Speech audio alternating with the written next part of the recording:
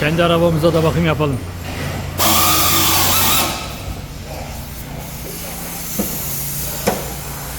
Turbonun arka boru manifoldtan kaçırıyor. Ses yapıyor.